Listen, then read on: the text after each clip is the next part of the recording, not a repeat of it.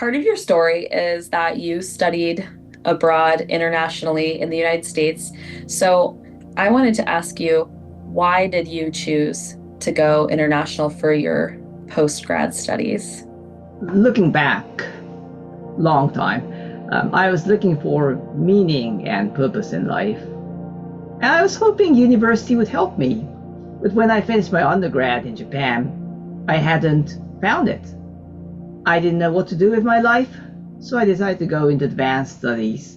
And I was hoping that coming to the United States would help me, well, with my career, but also really find what I was looking for. Part of your story that's so encouraging to me is that you found Jesus while you were an international grad student. So can you tell me more about that? Why did you decide to follow Jesus? Through the introduction of a Korean visiting scholar, I started to attend a church that was close to the university where I was studying. And now being a grad student and doing his master's degree in a foreign country is quite, stressful. You're trying to navigate an unfamiliar system. The coursework is demanding, and in my case, there was no definite promise for the future. So I was quite constantly stressed and worried. And then this one morning, our pastor preached from Matthew chapter 6, verses 25 to 34. And in it was a challenge. And Jesus wants you to not live in fear anymore. Jesus wants you to not live in fear anymore. And I thought, wow, that's me. And after the service, I was talking with some people about how the sermon impacted me. And then the pastor asked if I'd like to put my faith in Jesus as my Lord and Savior. I thought for a moment and thought, sure, why not? So that was the day, November 16th, 2003. I realized that I had made a life-altering commitment, and by God's grace, I've lived by that profession I made on that day. I know one of the things that you've told me before is that after making this decision to follow Jesus, you felt like you might never go back to Japan, actually, like you had no desire to. And so I'd love to hear more about that. Why did you think you never returned to Japan? Yeah, like what was going on in your head? So when I arrived in the States, I tried to avoid hanging out with Japanese people.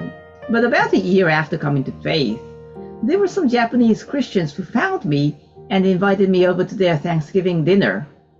And there I met other Japanese believers living in the States, and also discovered that there were others like me who came to faith while living overseas. And there was going to be a conference for people like us that December in California. So I went and attended it, and that was such a moving experience. There were probably like 300 Japanese believers there, and we had 5 days of Bible teaching, worship, prayer, fellowship, all in Japanese. That was pretty much the first time that I really read the Bible in Japanese and prayed in Japanese. And overall, I was just so touched to see so many Japanese people transformed by the gospel. And towards the end, there was an altar call inviting people to give their lives to serving Jesus in Japan. And I went forward. How would you describe what God is doing in Japan today, including maybe a fun story from recently? There's a Christianity Today article titled, "Growth is Good, Survival is Too." Growth is good, survival is too. Which means that Christianity isn't doing that tremendously, at least numerically speaking. New things are happening. I see new churches planted, immigrant churches collaborating with local Japanese believers, and those are really exciting. And I'm glad to see many Christian university students eager to grow in their faith and to share the gospel with their friends. We have an evangelistic camp coming up in our region this summer, and we have like 17 not yet baptized people signed up out of 90. And that's exciting. I've seen students really get the gospel during their college years and just grow tremendously.